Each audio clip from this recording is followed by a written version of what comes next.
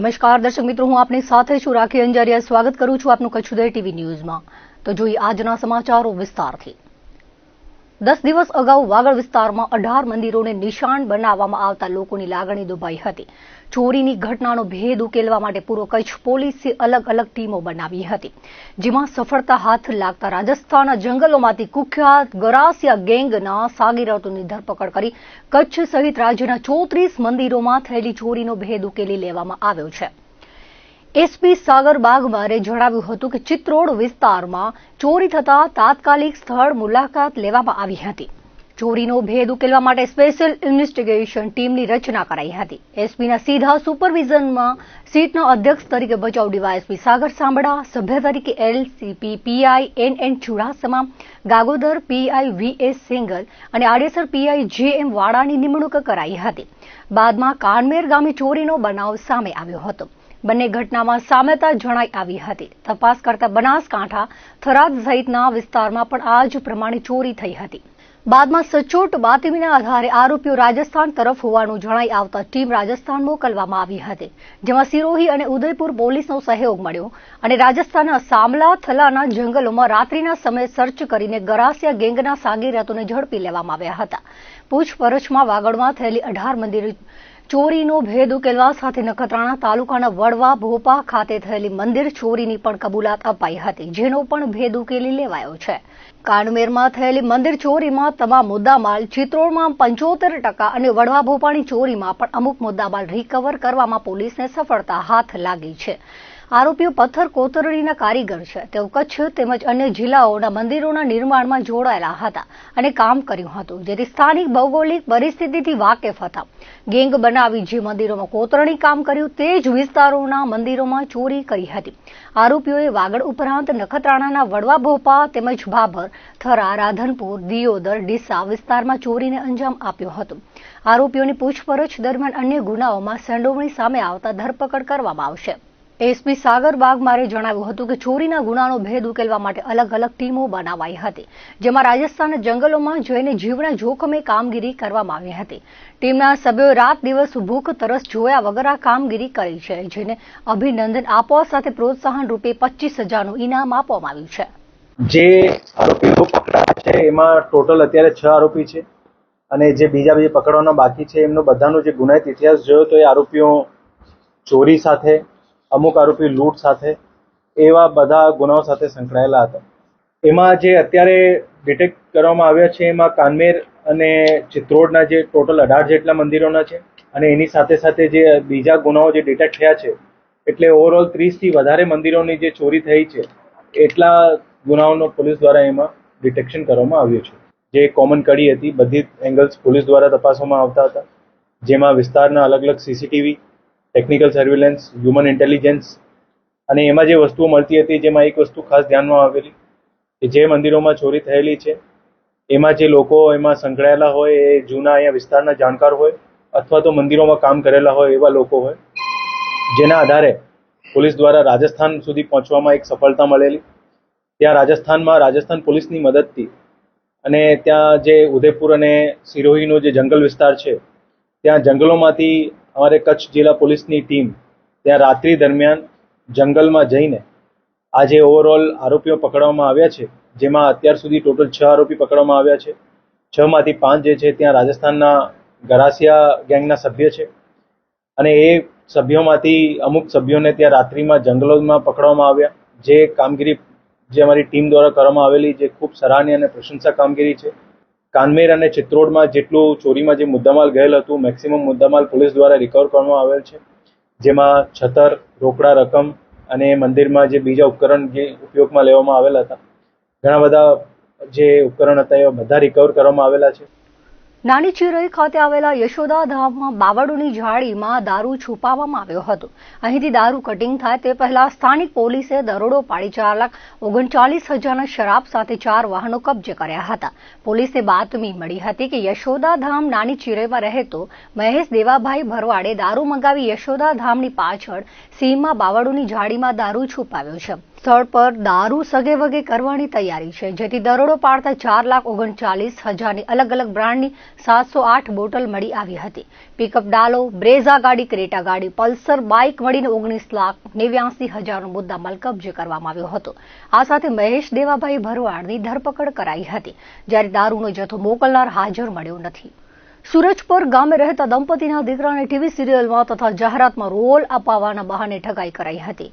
મિર્ઝાપરમાં રહેતા આરોપી હિતેશ વેલજી પરમારે પોતે ફિલ્મનો પ્રોડ્યુસર હોવાનું જણાવ્યું હતું અને અલગ અલગ ફોટા બતાવી વિશ્વાસ કેળવી સુરજપરના દંપતીના દીકરાને રોલ અપાવવાનું કહીને ચાર્જ પેટે 25 લાખ રૂપિયા પડાવી લીધા હતા. બાદમાં ઠગાઈ થયાનું જણાઈ આવતા આરોપીએ રૂપિયા પરત આપ્યા ન હતા. ઉલટાનું છેતરપિંડી કરીને મેળવેલા કોરા ચેક બેંકમાં જમા કરાવી ચેક બાઉન્સ કરાવી ભુજ કોર્ટમાં કેસ કર્યો હતો, જે કેસમાં સમાધાન પેટે 5 લાખ બળજબરીથી કઢાવી લેવા ધમકી આપી હતી. ફરિયાદી મહિલાનો અવારનવાર કારથી પીછો કર્યો હતો. સમગ્ર મામલે મહિલાએ ફરિયાદ નોંધાવતા એસપીએ ગંભીરતા સમજીને આરોપીને ઝડપી લેવા સૂચના આપી હતી, જેથી એલસીબી એ ડિવિઝન અને માનકુવા પોલીસે આરોપીને ઝડપી કોર્ટમાં રજૂ કરતા 2 દિવસના રિમાન્ડ મળ્યા છે. આરોપીએ 2005માં ભૂકંપ સહાય મેળવી ટેન્ડર ભરવા પેટે 2018માં સરકારી કામોને સપ્લાયનો કોન્ટ્રાક્ટ આપવાની લાલચે ભારતીય સેનાના બોર્ડર પર ચાલતા કામોમાં ટેન્ડર ભરવાના નામે ઠગાઈ કરી હતી, જેની ફરિયાદ એ ડિવિઝન અને માનકુવા પોલીસમાં નોંધાયેલી છે.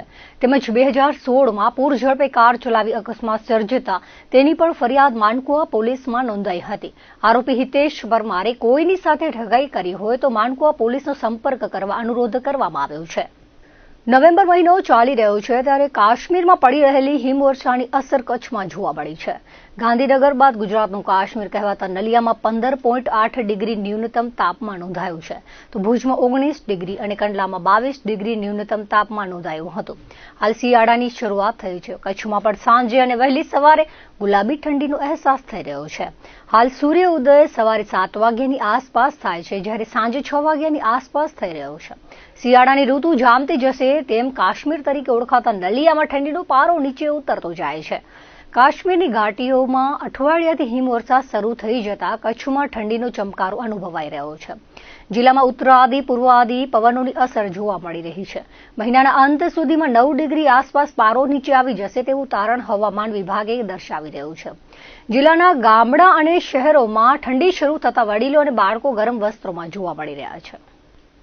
કેન્દ્રીય સામાજિક ન્યાય અને સશક્તિકરણ રાજ્યમંત્રી રામદાસ આઠવલે કચ્છની મુલાકાતે આવ્યા હતા. ગાંધીધામ ખાતે કચ્છ કલેક્ટર, મદદનીશ કલેક્ટર, પૂર્વ કચ્છ જિલ્લા પોલીસ અધિક્ષક સાગર બાગમાર, નાયબ નિયામક અનુસૂચિત જાતિ કલ્યાણ રોહિત વિનોદ, સમાજ સુરક્ષા અધિકારી NS ચૌહાણ સહિતના ઉચ્ચ અધિકારીઓ સાથે બેઠક યોજી હતી.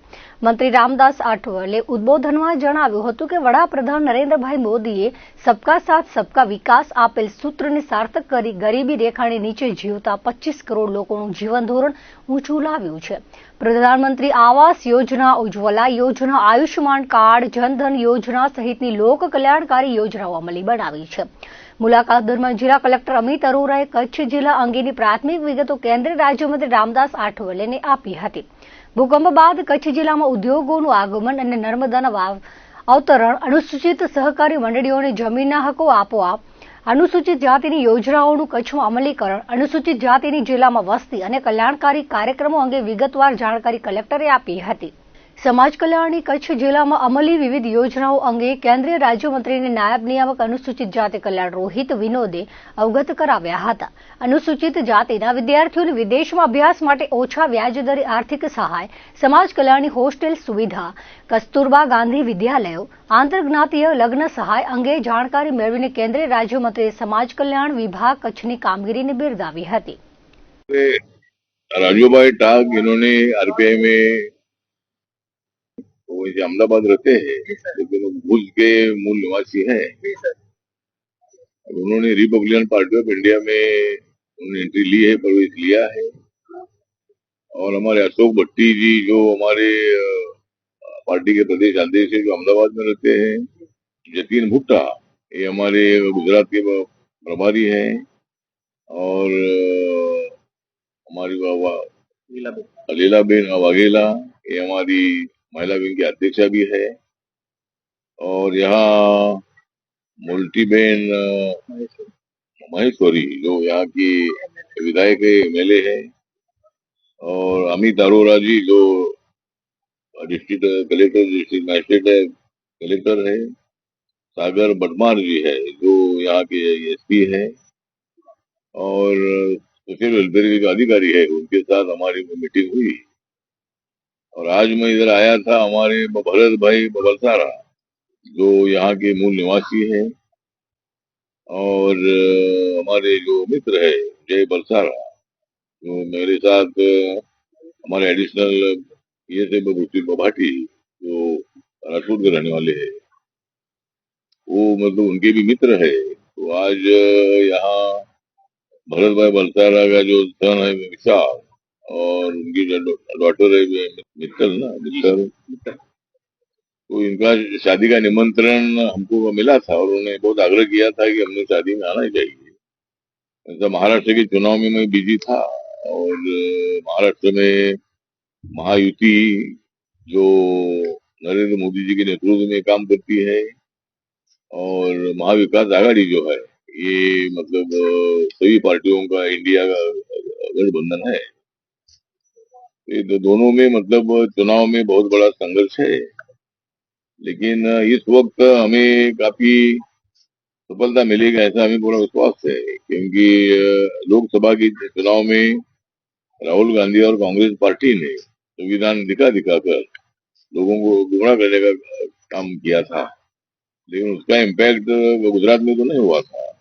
गुजरात में 26 सीटों में सिर्फ 25 सीट उनको आई थी, एक सीट खाली मतलब हार गई थी। 2019 में 26 की 26 सीट आई थी, 2014 में भी 26 की 26 सीट आई थी। और नरेंद्र मोदी जी का नेतृत्व सबका साथ सबका विकास वाला है। नरेंद्र मोदी जी का विजन 2047 तक देश को ऊंचाई तक पहुंचाना है। नरेंद्र मोदी जी ने विकास की भूमिका लेकर उन्होंने देश का 10 सालों में बहुत बड़ा विकास किया है। 25 करोड़ लोगों को गरीब रेखा के ऊपर लाया है, और अभी इस साल में इस